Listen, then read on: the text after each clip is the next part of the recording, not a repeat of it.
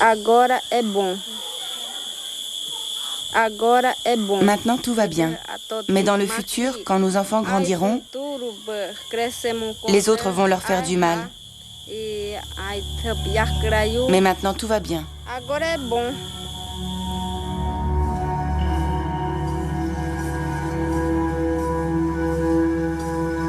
Ces Indiens d'Amazonie, que l'on a découverts dans les années 60, protégés dans les années 80, sont aujourd'hui à nouveau menacés.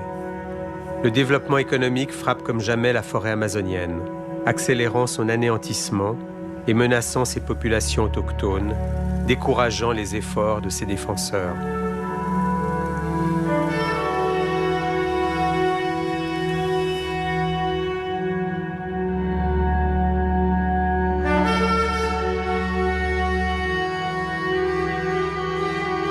Les Indiens ne sont pas consultés, des leaders menacés, d'autres subissent des pressions et des défenseurs sont même assassinés. C'est dans ce contexte que l'Organisation mondiale contre la torture a décidé d'organiser une mission pour rendre compte de cette situation. Dans le cadre du projet Défendre les défenseurs, une juriste, Seynabou Benga, et une marraine, l'actrice Noémie Kocher, ont pour mission de s'entretenir avec des leaders menacés en raison de leur engagement pour les droits culturels et humains.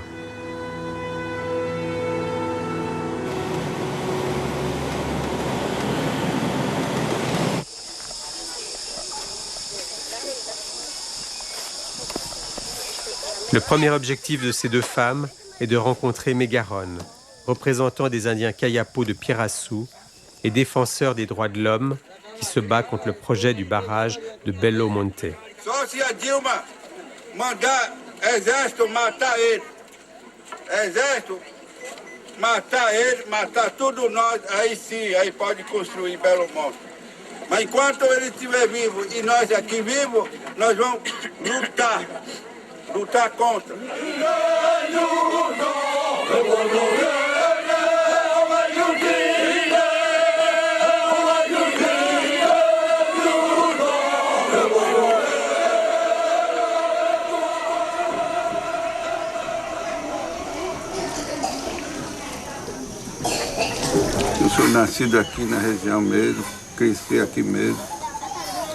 Je suis né ici, dans cette région. J'ai grandi ici, dans cette région, le Xingu. Je vis dans ma communauté et je suis ici pour parler des problèmes qui affectent notre région.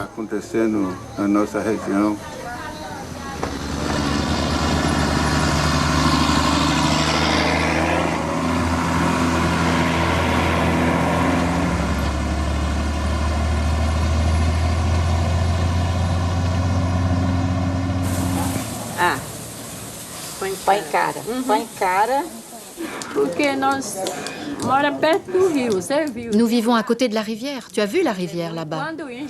Quand elle monte, mon peuple a peur. Ils ne savent pas ce qu'est le Belo Monte. Les gens ne savent rien, ils ont peur. Cela me rend très triste quand je regarde le journal parce qu'il y a beaucoup d'images de mon peuple exilé. Ils deviennent comme les Blancs et ils souffrent énormément. Je les ai vus à la télévision. Ça me fait peur. Je m'inquiète pour mes filles, pour mes petits-enfants qui naîtront un jour. C'est très triste.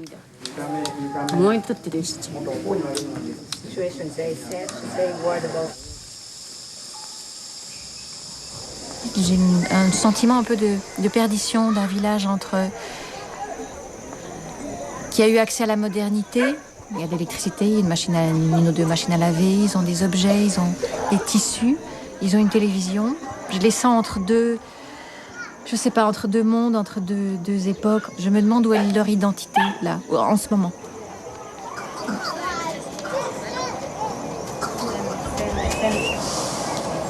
L'autorisation définitive pour la construction du barrage de Belo Monte a été accordée. Belo Monte sera le 3e plus grand barrage au monde.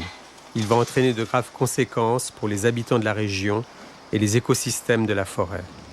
Migration de plus de 100 000 travailleurs sur les sites, déplacement forcé de plus de 25 000 personnes, dont des tribus entières. Les Indiens de la région n'ont jamais été consultés. Il s'agit de l'équilibre énergétique du Brésil et de son autonomie, pas seulement électrique, mais également de l'autonomie du secteur industriel du nord du Brésil, le Pará. Aujourd'hui, nous estimons que grâce à ce barrage, 11 000 mégawatts seront injectés dans le réseau nord-sud. En construisant des barrages hydroélectriques, nous évitons les centrales thermiques, nous évitons les centrales nucléaires, nous évitons d'autres formes d'énergie beaucoup plus polluantes et beaucoup plus dommageables pour l'environnement. Il n'y a aucune raison d'empêcher la construction de Belo Monte.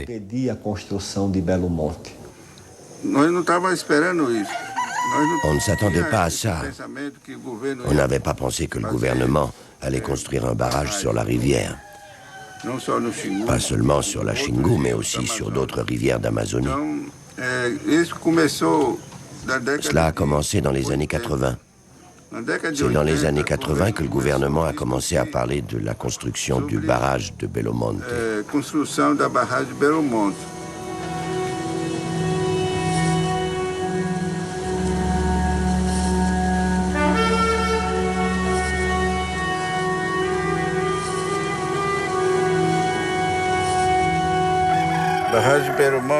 Le barrage de Belo Monte va être construit ici, dans le Volta Grande.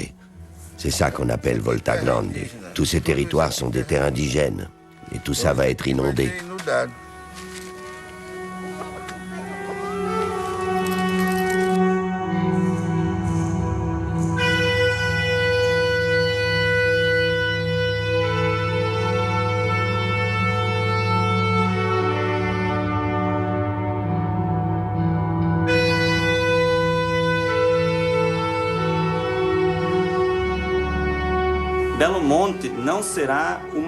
Le Belo Monte ne sera pas un barrage isolé sur la rivière Xingu.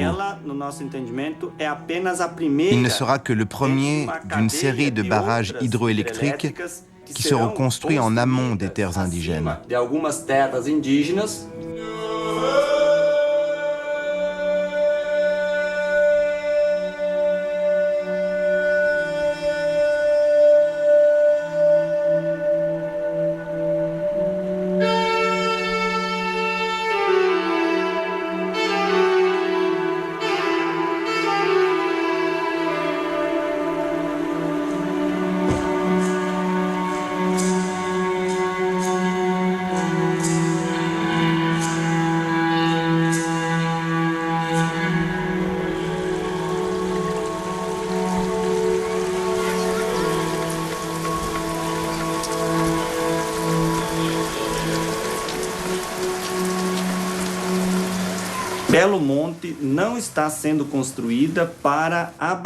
Le Belo Monte ne va pas être construit pour fournir de l'électricité aux familles brésiliennes.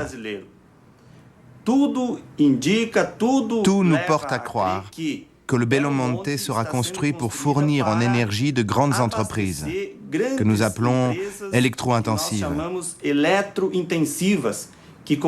Elles consomment beaucoup d'énergie et elles utilisent cette énergie pour le travail nécessaire à l'exploitation minière de la région.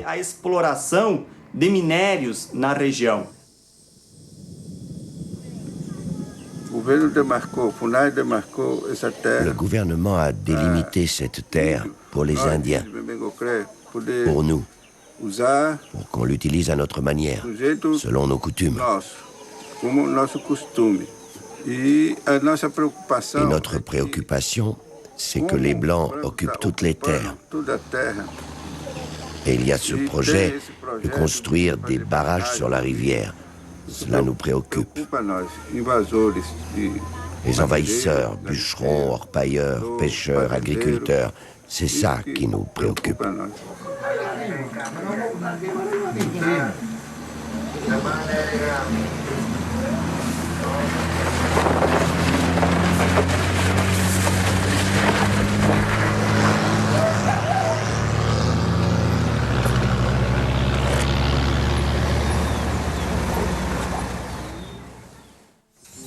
Depuis notre rencontre, Megaron a été limogé de son poste de responsable au sein de la FUNAI, la Fondation nationale de l'Indien.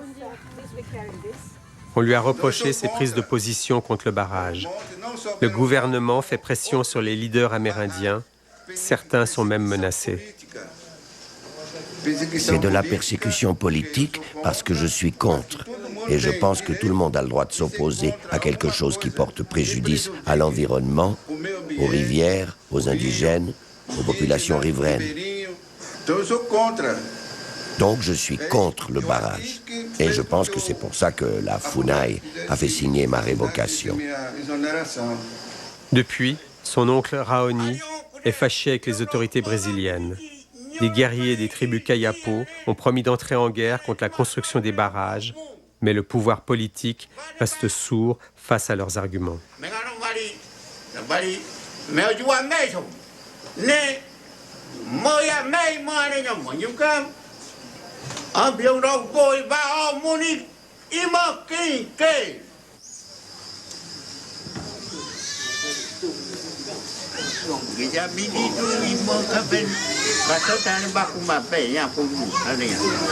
Ce que nous, on a compris de nos visites et de nos rencontres avec les défenseurs, c'était pas qu'il n'était pas question de dénoncer, de pointer du doigt les autorités. Ce qu'on voulait, c'était discuter avec eux, notamment de l'impératif de consulter les populations autochtones avant d'engager quelque projet que ce soit. Megaron nous l'a dit, la FUNAI refuse de discuter avec lui depuis longtemps. Le président de la FUNAI ne veut pas rencontrer les Kayapo. Donc on essayait d'être un relais et on s'est rendu compte en fait que le gouvernement ne voulait pas discuter de ces questions.